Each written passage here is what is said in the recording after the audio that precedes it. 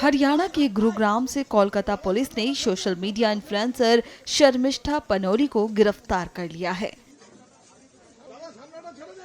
बता दें कि शर्मिष्ठा ने ऑपरेशन सिंदूर के दौरान सोशल मीडिया पर आपत्तिजनक टिप्पणी की थी, जिसका जमकर विरोध किया गया था। इसके बाद से ही शर्मिष्ठा के खिलाफ कार्रवाई की मांग की जा रही थी। अब शर्मिष्ठा पानोली की अलीपुर जिला अदालत में पेशी हुई। अब इस मामले में वकील मोहम्मद समीनुद्दीन का क्या कुछ कहना है, सुनिए।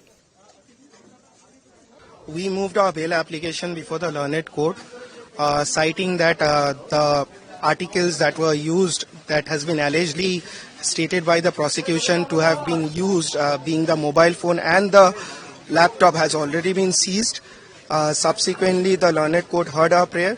The police custody prayer was sought by the prosecution, which was turned down and rejected, and subsequently the accused has been remanded to judicial custody till 13th of June 2025. अब सुनिए इस पर एआईएमआई के नेता वारिस पठान ने क्या कुछ कहा। किसी को भी, कोई भी हो, हिंदू, मुस्लिम, सिख, ईसाई, किसी को भी किसी की रिलीजियस सेंटिमेंट्स को हर्ट करने का कोई अधिकार नहीं है। अब पाकिस्तान को जितनी भर के गालियां देना है आप दीजिए, भर भर के गालियां दीजिए, हमको कोई एतराज नहीं है। मगर जबकि पूरा देश 140 करोड़ भारतीय एक साथ कांधे से कांधा मिलाकर खड़े हुए हैं, उस वक्त आप इस तरह के अल्फाज यूज करेंगे अगर हमारे नबी के बारे, हमारे प्रॉफिट के बारे में, तो कोई बर्दाश्त नहीं किया जाएगा। आप गुस्ताखी कर रहे हैं, इसके खिलाफ में काफी लोगों ने एहतजाज दर्ज करा है, लीगल एक्शन की मांग की कि भाई नफरत ना फैले, नफरत को रोकने के लिए इनके खिलाफ लीगल एक्शन लिया जाए। हमने भी कहा, सरकार से गुहार लगाई कि भाई इनको रोकिए, इनके खिलाफ लीगल एक्शन लीजिए। हमारे पार्टी प्रेसिडेंट ने भी कहा कि सरकार लीगल एक्शन ले, कि इस तरह की भाषा का, इस तरह का जो भाषा का प्रयोग किया जाएगा हमारे हुजूर की शान में, कोई बर्दाश्त नहीं करेगा।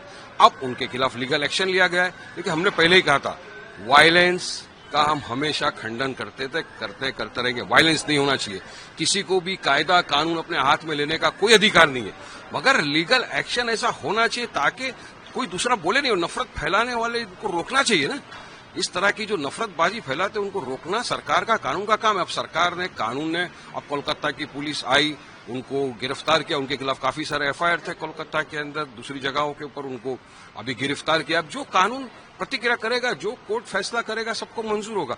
पर यहां पर देखा यह जा रहा है कि हमने कानूनी मांग की अरेस्ट करने की, तो हमको धमकियां आ रही है, हमको सोशल मीडिया के जरिए से, फोन कॉल के जरिए धमकी दी जा रही है, अब्यूज किया जा रहा है। तो अपने इनकी भी लिस्ट तैयार की है, जो हमको धमकियां और इस तरह की गाली गलौज कर रहे हैं, इनकी भी लिस्ट तैयार की है हमने। इंशाल्लाह बहुत जल्दी मुंबई पुलिस को दी जाएगी और फौरी कार्रवाई करने की मांग की जाएगी। वहीं एसपी नेता अबू आसिम आजमी ने भी इसकी कड़ी निंदा की।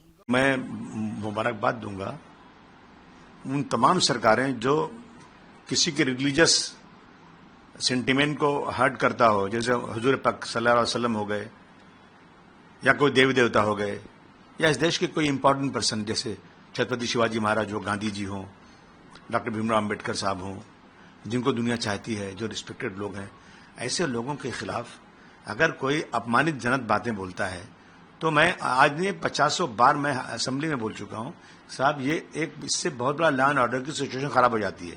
हमारा देश धार्मिक देश है, लोगों का अगर जो रिलीजियस सेंटीमेंट हर्ट होते हैं तो लोग मरने मारने को तैयार हो जाते हैं।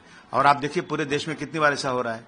लेकिन मैं देख रहा हूं हमारी सरकार महाराष्ट्र की, ये बिल्कुल फिक़ा परस्त सरकार है।